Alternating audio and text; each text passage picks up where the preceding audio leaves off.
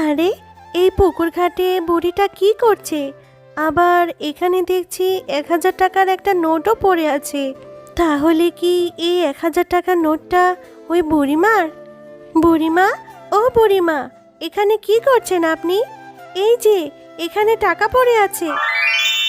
শিয়ালিনী, আমি এখানে টাকাটা রেখে তোমাকে পরীক্ষা করছিলাম, তোমার মনে সত্যিই কোনো লোভ নেই।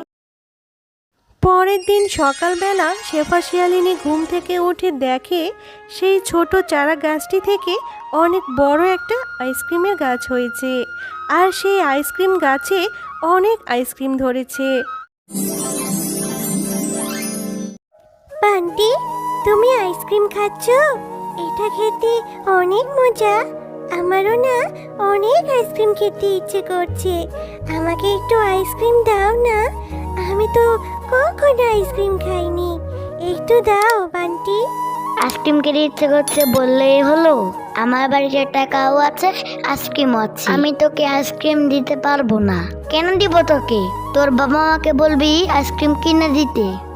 এরপর সেখানে বান্টির মা বাঘিনী চলে আসে, আর সে এসেই বলতে থাকে যে, আরে বান্টি, সেই কখন থেকে তোকে ডাকছি, বাড়ির কোথাও তোকে খুঁজে পেলাম না।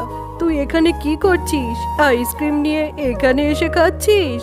আর এই ছোট লোকের কাঠুরের মেয়ে এখানে কি করছে? এই মিনা, এই বান্টির কাছে তুই কি করছিস রে? এক্ষুনি বাড়ি যা বলছি। মা দেখো না মা, আমার কাছে কতক্ষণ ধরে আইসক্রিম চাচ্ছি। ওকে কখন থেকে বলছি আইসক্রিম দিব না, তবুও আমার কাছে দাঁড়িয়ে রয়েছে। মিনা, তোদের মতো ছোট লোকেরা সবসময় অনেক লোভী হয়। ঠিকই আমার ছেলেকে ভুলিয়ে ভালিয়ে আইসক্রিম খেতে চলে এসেছিস। এখান থেকে চলে যা বলছি। বাঘিনী রানীমা, তুমি আমাকে এভাবে কেন বলছো?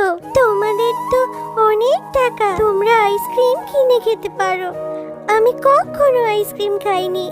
আমাদের তো এত টাকা নেই, এজন্য বান্টির কাছে একটু আইসক্রিম চেয়েছি। ঠিক আছে, আমি এক্ষুনি চলে যাচ্ছি, আর আসবো না বান্টির কাছে। এই কথা বলে মিনা মনটা খারাপ করে সেখান থেকে চলে যায়। বাবা, ও বাবা, আমাকে কি একটা আইসক্রিম কিনে দিবে?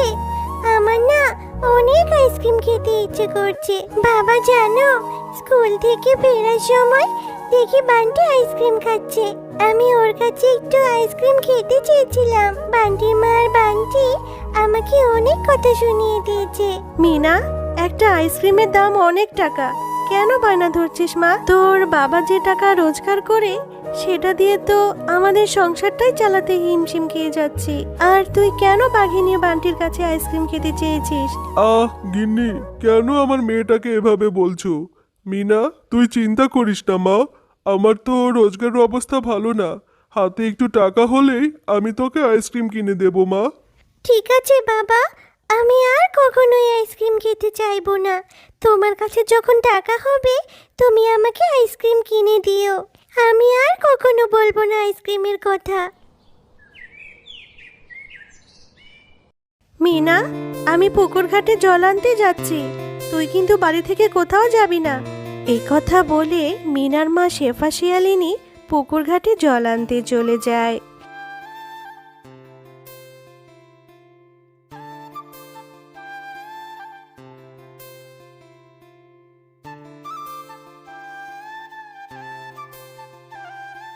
আরে এই পুকুর ঘাটে বুড়িটা কি করছে?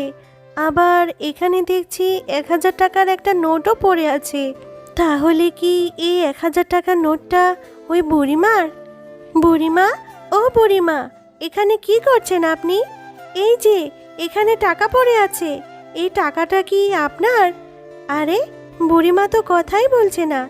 এখানে তো বুড়িমা ছাড়া কেউই নেই, তাহলে টাকাগুলো তারই হবে। বুড়িমা, আপনি এদিকে তাকান, কথা বলছেন না কেন? আপনার টাকাটা তো নিয়ে নিন। শিয়ালিনী, আমি এখানে টাকাটা রেখে তোমাকে পরীক্ষা করছিলাম, তোমার মনে সত্যিই কোনো লোভ নেই। তুমি অনেক ভালো, তাই আমি তোমাকে সাহায্য করতে চাই। তুমি বলো তোমার কি প্রয়োজন, আমি তোমাকে তা দিয়ে সাহায্য করব। আমার তেমন কিছু চাই না পরি। আমি যে একজন হতভাগী মা, আমার মেয়েটা আমার কাছে একটা আইসক্রিম খেতে চেয়েছে। টাকার অভাবে আমি ওকে আইসক্রিম কিনে দিতে পারিনি। তোমার যদি দেওয়ার থাকে আমাকে একটা আইসক্রিম দাও, যাতে আমি আইসক্রিমটি নিয়ে আমার মেয়েকে দিতে পারি। শিয়ালিনী, তুমি আর কেঁদো না। এই নাও, এই গাছের চারাটি আমি তোমাকে দিয়ে দিচ্ছি। এটা বাড়িতে নিয়ে রোপণ করবে। কালকে দেখতে পাবে এই গাছটাতে অনেক আইসক্রিম ধরবে। তুমি সত্যি বলছো পরি? এই এই গাছটাতে আইসক্রিম হবে? তাহলে তো ভালোই হবে। আমার মেয়েটাকে আমি আইসক্রিম খাওয়াতে পারবো। তোমাকে কি বলে যে ধন্যবাদ দেব পরি?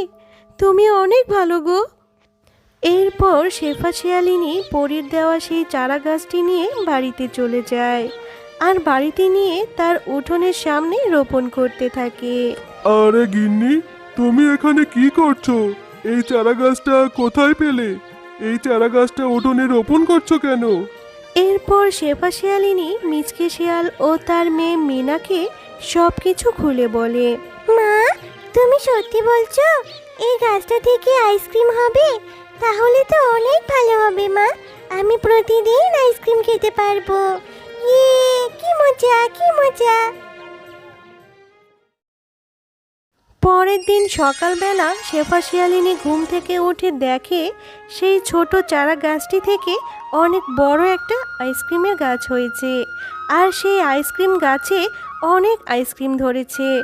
মা, বাবা, দেখো না আমাদের উঠোনে কত বড় একটা আইসক্রিমের গাছ হয়েছে। কত আইসক্রিম ধরেছে। এই সব আইসক্রিম এখন আমরা খাবো। আমি প্রতিদিনই আইসক্রিম খেতে পারবো বাবা। ওগো, এবার বোধহয় আল্লাহ আমাদের দিকে মুখ তুলে তাকিয়েছে গো। তোমাকে আর কাটতে হবে না, তাই না? এখন থেকে তুমি এই গাছ থেকে কিছু করে আইসক্রিম পেড়ে বাজারে বিক্রি করবে।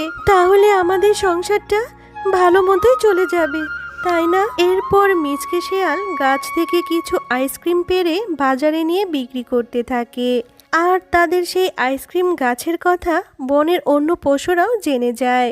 ওগো সূর্য, আমাদের বনের শেফা শিয়ালিনী নাকি এক মায়াবী পরীর থেকে একটা গাছ পেয়েছে।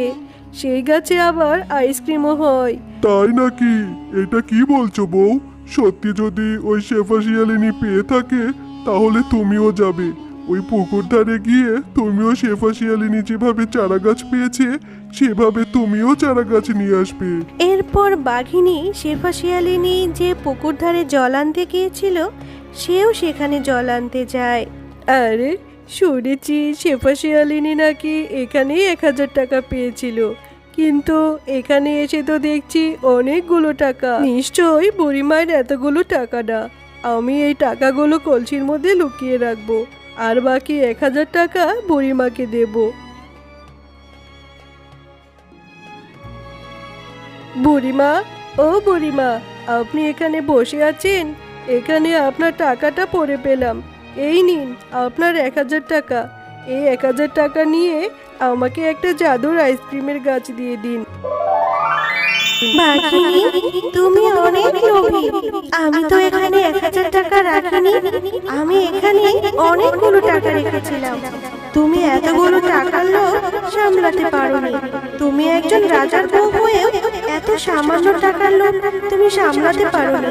সামান্য আইসক্রিমের গাছের জন্য তুমি এখানে চলে এসেছো, তাই তোমাকে তোমার লোভের জন্য শাস্তি পেতেই হবে। এই নাও, আমি তোমাকে জাদুকরী শক্তির মাধ্যমে গরিব করে দিয়েছি। এখন থেকে তুমি সাধারণ পশুর মতোই দরিদ্র। পরি, আমাকে তুমি দয়া করে ছেড়ে দাও। তুমি আমাকে এভাবে শাস্তি দিও না।